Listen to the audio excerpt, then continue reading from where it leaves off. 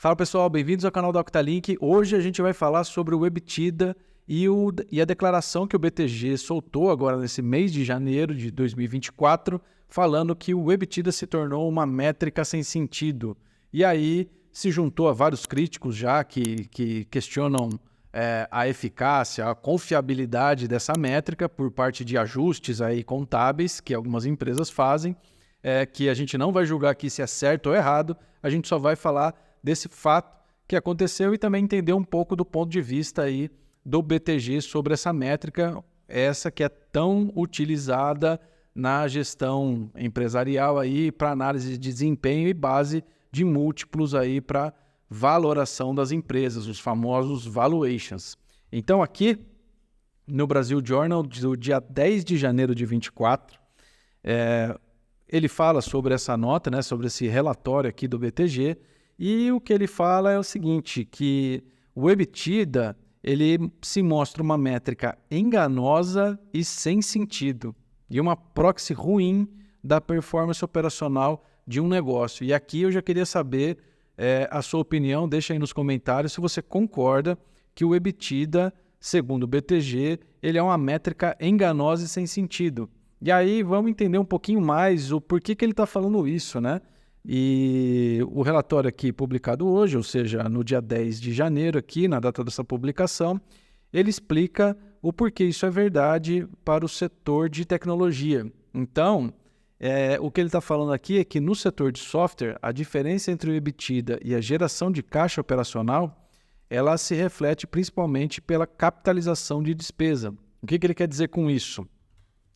Quando uma startup capta recurso, então capta dinheiro de um investidor, ela geralmente vai produzir um novo software, um novo produto para lançar no mercado. Então pode ser um software, um módulo, uma feature, né?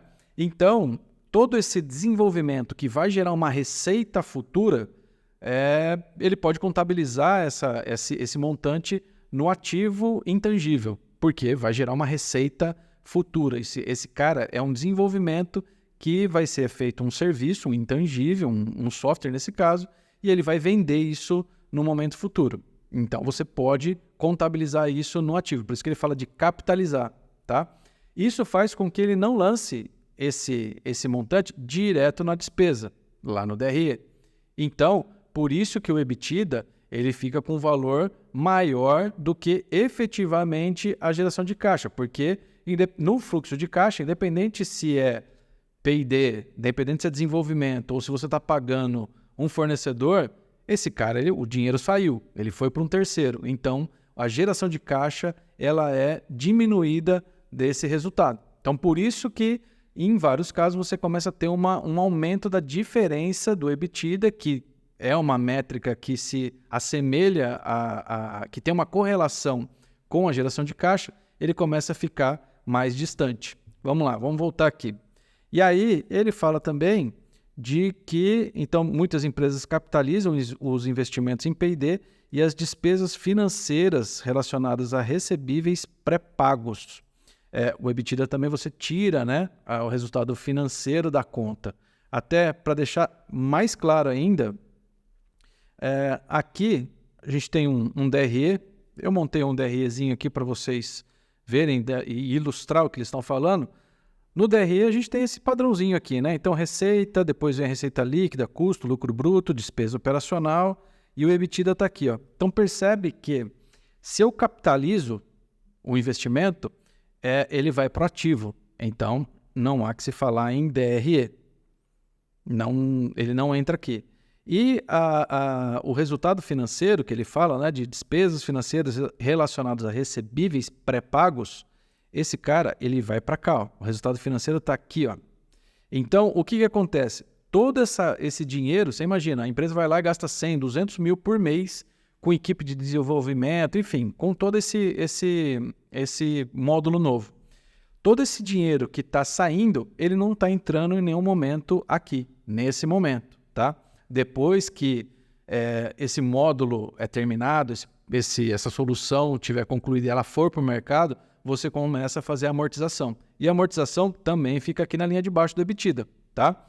Então, comenta aqui se vocês conhecem essa operação, se já fazem, se contabilizam eventual P&D lá no ativo intangível ou se já lança direto aqui no DRE, tá? Então, teria uma conta aqui, ó, desenvolvimento de novos produtos. Na real, a melhor alocação dela ficaria aqui em custos até, né? Mas, enfim, aí é questão da classificação do que for melhor para vocês. Até me fala aqui nos comentários se um desenvolvimento de um novo produto, uma vez que ele não vai para capitalização, qual que é o melhor? A gente joga aqui tudo para despesa, custo, aí eu queria saber a opinião de vocês aí. Bom, e aí nesse caso o que acontece? Como o dinheiro está saindo e esse montante ele não está vindo em nenhum momento aqui, o EBITDA ele fica robusto, né? Ele fica robusto e vai ficar diferente da geração de caixa. Como que é o caixa? Aqui, ó, eu tenho um fluxo de caixa e eu tenho as minhas entradas, ou seja, o que eu recebi menos o que eu paguei no final da linha aqui da minha geração de caixa. Então, aqui eu não quero saber se é intangível, se é capitalizado, se é DRE. Aqui eu paguei, ele saiu do meu caixa, ele saiu do meu banco aqui, ó, ele vai deduzir do meu saldo financeiro. Então, é isso aqui que o BTG está comentando, que ele, empresa de software, como tem essa particularidade aí, não está dando mais para confiar no EBITDA. E aí, ele até coloca aqui, as empresas tech que o BTG cobre, a que tem melhor conversão EBITDA e geração de caixa é a Vetex. Dizendo aqui que a margem aqui, ó, da geração de caixa, a diferença é de apenas 1 ponto percentual, ou seja, é muito próximo. Então, nesse caso, dá para levar em consideração a EBITDA. Então, você percebe que ele não está condenando o EBITDA, falando que não dá para usar, nem nada disso. O que ele está falando é que, em alguns casos, especialmente no setor de tecnologia, precisa ficar de olho nessa comparação. É lógico que quando você vai analisar uma empresa para um investidor, você vai fazer uma due diligence dessa empresa, ninguém olha só o EBITDA. Você tem que olhar o fluxo de caixa descontado, você tem que fazer tem uma série de métricas aí que envolvem uma análise para o investimento, para uma compra de uma empresa. Então, o que o BTG está falando aqui é que, nesses casos, precisa ficar com a luz aí acesa, porque pode ter, se você levar em consideração só o EBITDA, você pode estar fazendo aí um mau negócio, tá? E aí, por quê, né? Ele coloca aqui que por que a Vetex tem essa diferença baixa de apenas 1 ponto percentual entre caixa e EBITDA. E aí tem o posicionamento aqui do cofundador da Vetex, que é o Mariano Gomide, e ele fala que é o seguinte, ele até diz assim, ó, que os CIOs modernos registram o P&D como despesa e não CAPEX, na opinião dele aqui. Então ele está falando aqui o seguinte, os caras que estão ligados e o jeito moderno de fazer é jogar o P&D como despesa e não mais como CAPEX. O que é o CAPEX? É lá no ativo, é capitalizar, tá? E aí ele fala o seguinte, ó, se o produto é um sucesso, ele vai demandar o mesmo investimento do primeiro ano pelos próximos 10 anos. Não para gerar novas fontes de receita, mas simplesmente para manter o sistema atualizado.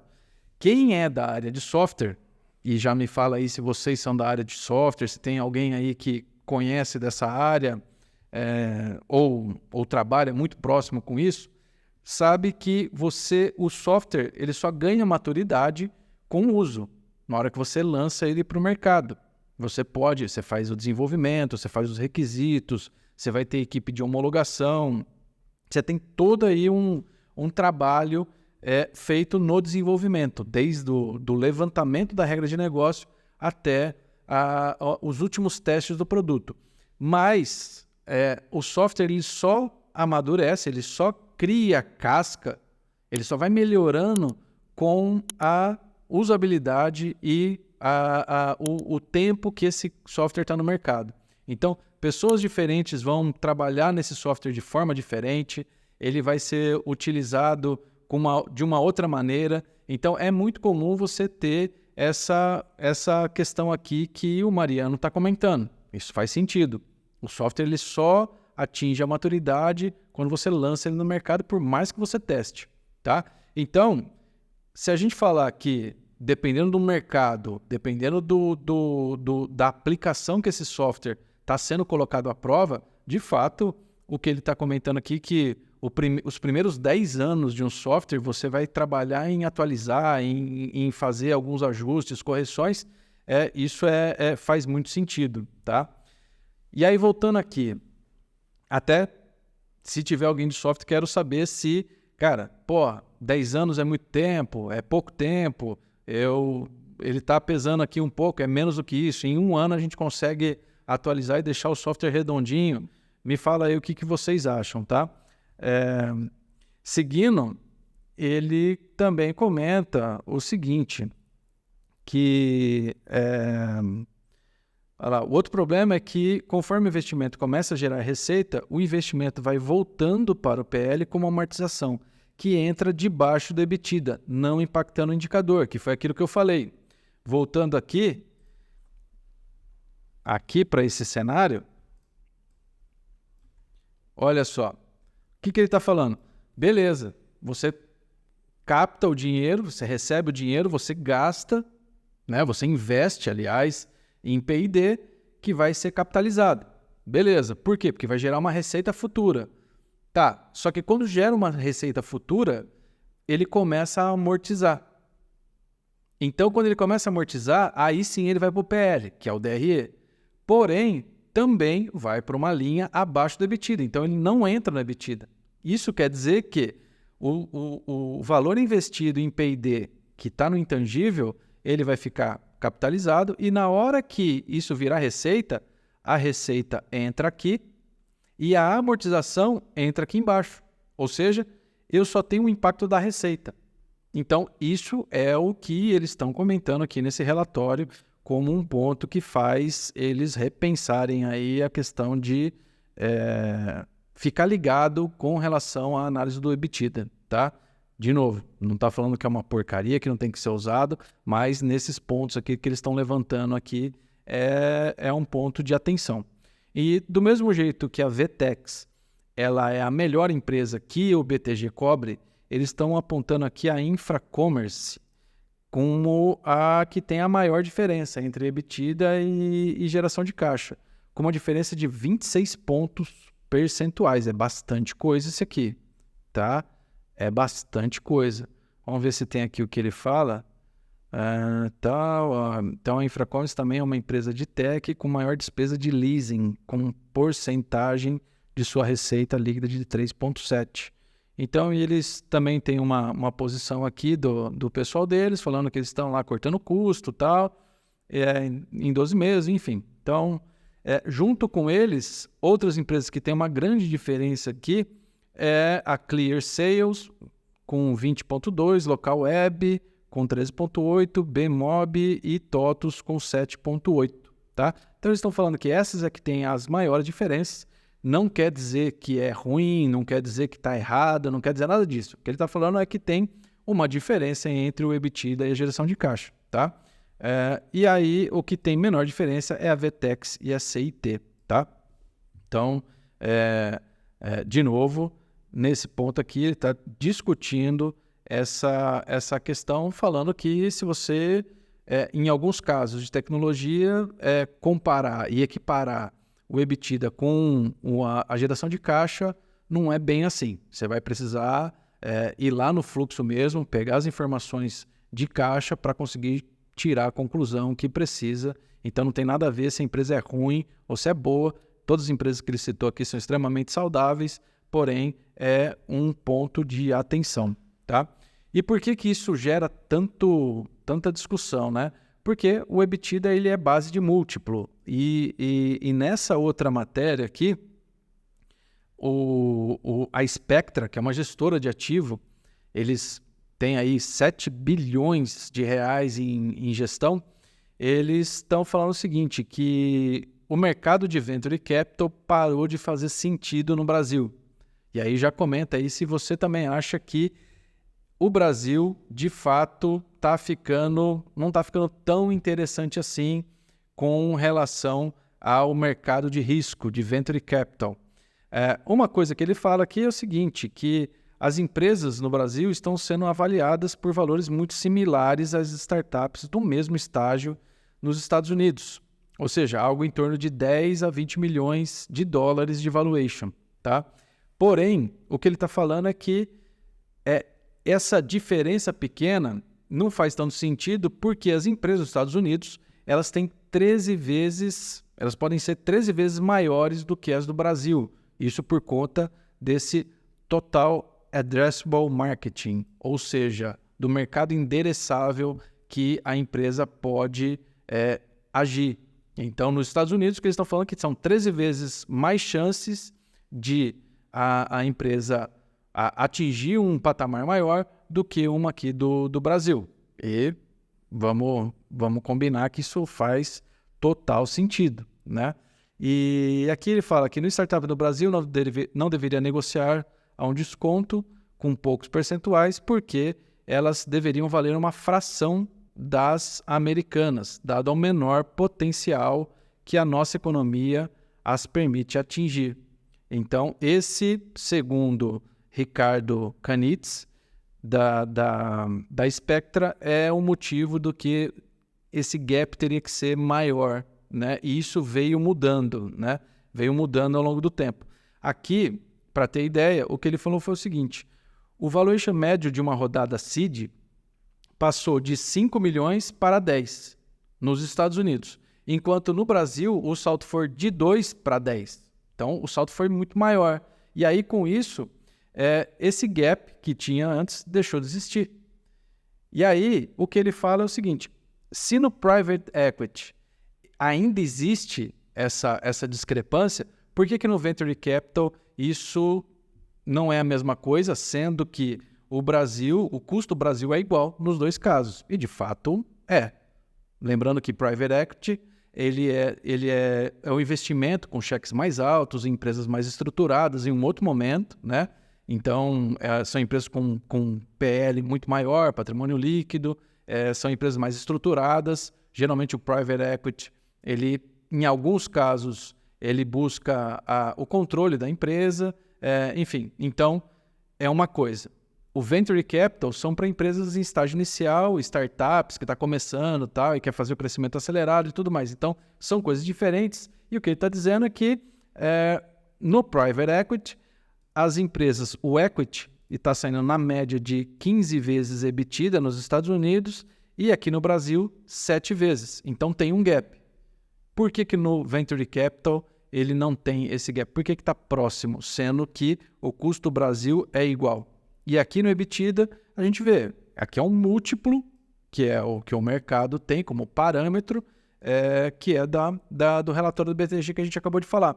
Então, sempre o EBITDA ele é a métrica-chave, a mais utilizada quando a gente fala aí de avaliação de empresa, tá? Lembrando que, logicamente, num processo de avaliação de empresa, não é só o EBITDA que é visto. Combinado? Então, me fale aqui nos comentários se você já sabia dessa decisão aí, dessa declaração do fundo Spectra e também lá do BTG, se concorda com a posição de um e de outro. Se você for da área de startup também, já tiver alguma experiência com fundos de VC, com investimento, enfim. Então é isso aí. Esse aqui é a matéria que eu queria trazer para vocês. Queria saber se vocês concordam ou não com a posição tanto do Spectra sobre a questão dos valuations aí, quanto o do BTG relacionado ao EBITDA. E se você não é inscrito no canal, eu vou pedir que se inscreva, comente, participe aí com a gente. Ajuda muito o canal para a gente fazer sempre um conteúdo novo para vocês aí. Combinado? Um abraço e até a próxima.